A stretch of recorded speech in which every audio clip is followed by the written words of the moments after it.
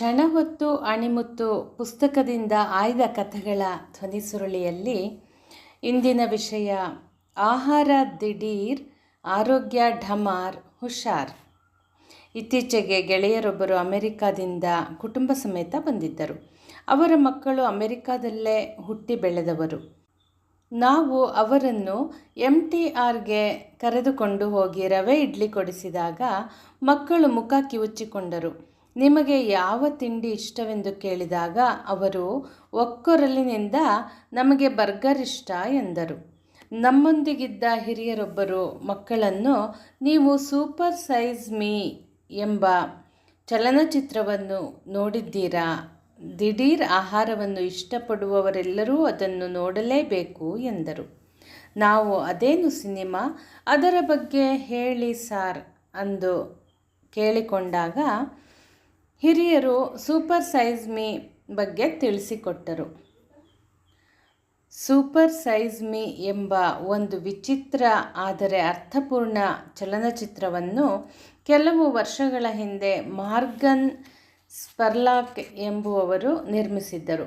ಈ ಚಿತ್ರ ಪ್ರಶಂಸೆಯನ್ನು ಪ್ರಶಸ್ತಿಗಳನ್ನು ಗಳಿಸಿತ್ತು. ನ್ಯೂಯಾರ್ಕಿನ ಯುವಕರಿಬ್ಬರು ತಮ್ಮ ಬೊಜ್ಜು ದೇಹಕ್ಕೆ ಮ್ಯಾಕ್ಡೊನಾಲ್ಡ್ ಉಪಹಾರ ಗೃಹಗಳ ಆಹಾರವೇ ಕಾರಣವೆಂದು ದಾವೆ ಹೂಡಿದ್ದ ಸುದ್ದಿಯನ್ನು ಕೇಳಿ ಮಾರ್ಗನ್ರಿಗೆ ಕುತೂಹಲ ಉಂಟಾಯಿತು. ಮಾರ್ಗನ್ ಇದರ ಬಗ್ಗೆ ಅಧ್ಯಯನ ನಡೆಸಿ ಅದನ್ನೇ ಚಲನಚಿತ್ರವನ್ನಾಗಿಸಬೇಕೆಂದು ತೀರ್ಮಾನಿಸಿದರು. ಒಂದು ಸಂಜೆ ಅವರು ತೂಕ, ರಕ್ತದೊತ್ತಡ ಮುಂತಾದ ತಪಾಸಣೆಗಳನ್ನು ಮಾಡಿಸಿಕೊಂಡರು. ಆನಂತರ ಮುಂದಿನ 30 ದಿನಗಳ ಕಾಲ ಬೆಳಗಿನ ಉಪಹಾರ, ಮಧ್ಯಾಹ್ನದ ಊಟ ಮತ್ತು ರಾತ್ರಿಯ ಊಟ ಎಲ್ಲವೂ ಮ್ಯಾಕ್ಡೊನಾಲ್ಡ್ನಲ್ಲೇ ಮಾಡಿದರು. ವಿಶೇಷವಾದ ತಿಂಡಿ ತಿನಿಸುಗಳನ್ನು ತಯಾರಿಸಿಕೊಡಲು ಕೇಳುತ್ತಿರಲಿಲ್ಲ. ಎಲ್ಲರಿಗೂ ಸರಬರಾಜು ಮಾಡುವ ತಿಂಡಿ ಪಟ್ಟಿಯಲ್ಲಿರುವ ಆಹಾರವನ್ನೇ ತೆಗೆದುಕೊಳ್ಳುತ್ತಿದ್ದರು. ಬೇಕೆನಿಸಿದಾಗ ಸೂಪರ್ ಸೈಜ್ ಮೀ ಎಂಬ ವಿಶೇಷ ಊಟವನ್ನು ತೆಗೆದುಕೊಳ್ಳುತ್ತಿದ್ದರು. 1 ತಿಂಗಳ ಕೊನೆಯಲ್ಲಿ ಅವರ ಆರೋಗ್ಯದಲ್ಲಿ ಆಶ್ಚರ್ಯ ಮತ್ತು ಆತಂಕ ಹುಟ್ಟಿಸುವ ಅಂಶಗಳು ಕಂಡುಬಂದವು. ಮೊದಲ ವಾರದ ಅಂತ್ಯದಲ್ಲಿ 9 ಪೌಂಡ್ ಹೆಚ್ಚಾಗಿದ್ದ ಅವರ ತೂಕ 1 ತಿಂಗಳಲ್ಲಿ 24 ಪೌಂಡ್ ಹೆಚ್ಚಾಗಿತ್ತು. ಅವರ ಕೊಲೆಸ್ಟರಾಲ್ 33% ಹೆಚ್ಚಾಗಿತ್ತು. ತಿಂಗಳ ಕೊನೆಯಲ್ಲಿ ವೈದ್ಯರು ಅವರ ಲಿವರ್ ಹಾನಿಯಾಗುವ ಮಟ್ಟವನ್ನು ಮುಟ್ಟಿದೆ ಎಂದು ಎಚ್ಚರಿಸಿದರು. 1 ತಿಂಗಳ ನಂತರ ಈ ಪ್ರಯೋಗವನ್ನು ಅವರು ನಿಲ್ಲಿಸಿದರು. ಆದರೆ ಅವರ ಆರೋಗ್ಯ ಮೊದಲಿನ ಮಟ್ಟಕ್ಕೆ ಬರಲು 14 ತಿಂಗಳುಗಳು ಬೇಕಾದವು.